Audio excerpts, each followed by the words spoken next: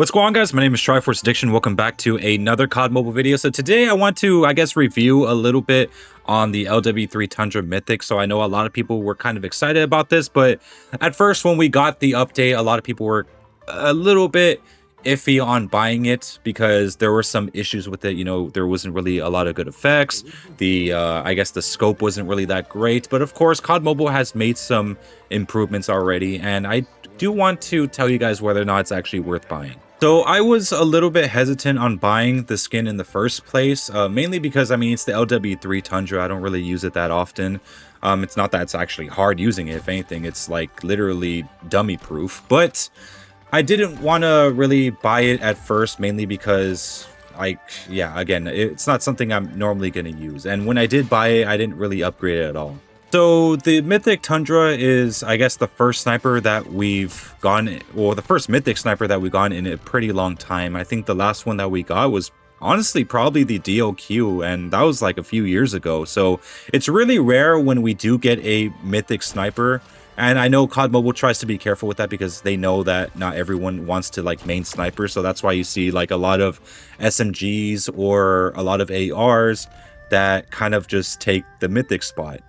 But knowing that the LW3 Tundra, ever since its release date, hasn't really like stopped in terms of usage, I'm actually surprised that they didn't make a Mythic for this sooner, or maybe even the season that it actually came out. I mean, they did come with a legendary skin, but other than that, we didn't really see any Mythics until now.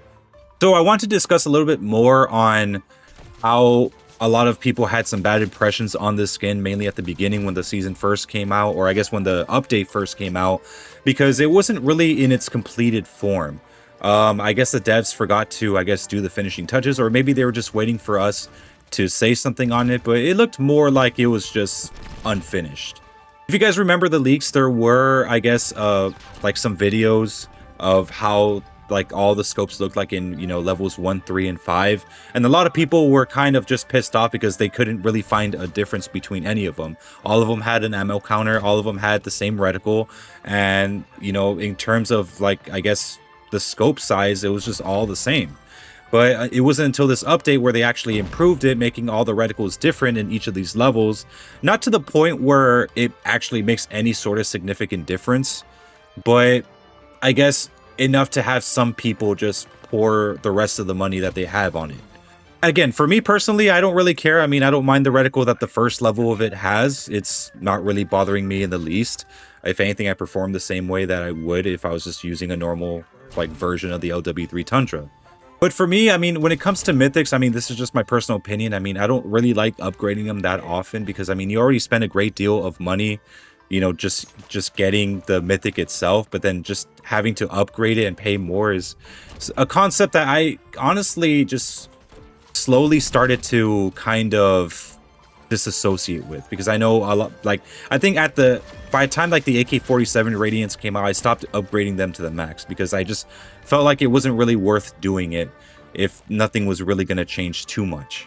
I think I would have been more comfortable grinding for those upgrades, you know, if you had to get like certain kills, or, you know, they should have had challenges that allowed you to upgrade that way. So for example, if you want to get the tracer rounds, maybe it'll ask you to get maybe 50 headshots with this Mythic attached or something like that, you know. I wouldn't have minded that, but the fact that we have to pay so much just to get simple features like tracer rounds or a slightly altered appearance is something that it's just I can never wrap my head around. So I do want to talk about a little bit about the appearance. So, you know, upgrading each of these, like I said, does change the reticle, and that's basically it. It becomes like a cross, and it becomes more of like just a regular dot on the scope. But other than that, it's nothing really too crazy. I'm sure most of you guys that just had the initial version of the Mythic is probably not even going to notice or really care too much about it. It's not going to improve your performance in the least.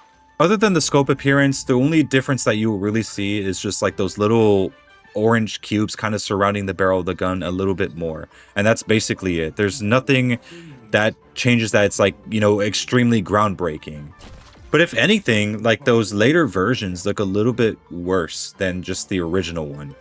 It kind of looks like this blocky rectangle when you have it like fully upgraded, and I saw someone with a maxed version of it and it just looked really ugly. The handling of the weapon itself is a little weirder, and obviously that's probably because of the attack sprint animation. But yeah, it kind of feels a little bit slower than normal, and maybe that's because of how the scope works or whatever. But like, I guarantee you the speed is basically the same as a normal Tundra, but it took a little bit getting used to because of how things work with Mythics compared to normal versions of guns. I also do want to touch up a little bit more on the scope, because I know, like with snipers, the scope is kind of like everything, you know, I mean, obviously, but with the creativity, I know a lot of people were expecting this weapon scope to be good, or if not better than the DLQ Mythic. I know the DLQ Mythic is like pretty much the absolute peak of advantage that you could have with a sniper Mythic. The ride tech was just pretty much normal. I mean, keep in mind the creativity was a lot lower back in the day, but I wasn't really expecting the LW3 Tundra to have any sort of crazy like scopes. I mean, not every Mythic is going to be better than the last. There'll be some that are worse than, you know, the previous one. There's going to be some that could be maybe be better, but for the most part, again, like the scope, at least the way that looks with the Mythic Tundra, I mean, I really don't mind it. The point is that we can't really expect COD Mobile to like kind of create a new peak with the creativity every single time. Like, there's always going to be a skin that's worse than the next, you know. It's kind of like that, you know, you get what you get. So one last thing I do want to talk about for this Mythic is the camo coverage. So the camo coverage for the Mythic is actually pretty freaking insane. So I know a lot of Mythics have some pretty decent camo coverage. I mean, there's no arguing that. But I think, especially when it comes to Diamond, because that's like the one camo that takes a lot of effort to achieve, Diamond usually doesn't really look good on a lot of Mythics. And that's mainly because I know a lot of people kind of like having this mix of like having the gold parts alongside the diamond parts, like the little stud parts on the camo. But with a lot of the Mythics recently, especially with like the Type 19, it's just mainly more diamond studs than everything. I know some people like that, but not everyone does. I like having a mix of like diamond and gold there together. With this one, it's a little bit more, I guess, well balanced, where it could have some gold parts and also some like diamond parts, which is something that I'm actually kind of grateful for. Not only that, for like other seasonal camos such as Power Nova or even Borealis, what you're seeing right now, I mean, it looks absolutely incredible. It covers the entire gun, and with the effects that it does have, it kind of looks like it's making the camo shine a little bit more. So I will give it to the devs for actually making the camo coverage really good. I think they nailed it this time. So the question is whether or not this thing is worth it at the end of the day. So I know there are a lot of you guys that do use the Tundra as a sniper option, especially in rank search and destroy. And I mean, look, as much as I hate people using the Tundra against me, I mean, at the end of the day, if it's a sniper that you like, I mean, I'm not going to stop you from buying it. I mean, I think the creativity for it is absolutely incredible. I think it looks really nice, all biases aside.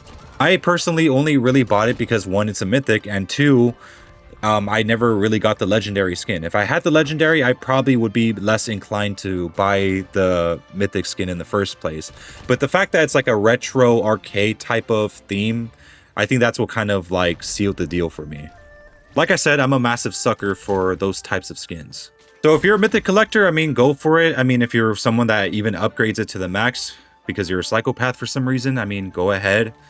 For me, I mean, if anything, I would just stay at level 1, or at least get the attachment skins. I mean, I'd even get to level 3. I usually do that. But yeah, I mean, I don't really picture myself using this sniper a lot. And it's just me. It's just personal preference for me. I mean, it might be the same for you guys. But yeah, anyways, hope you guys enjoyed this video. Make sure to leave a like. Make sure to subscribe for some more COD Mobile content. I'll see you guys next time.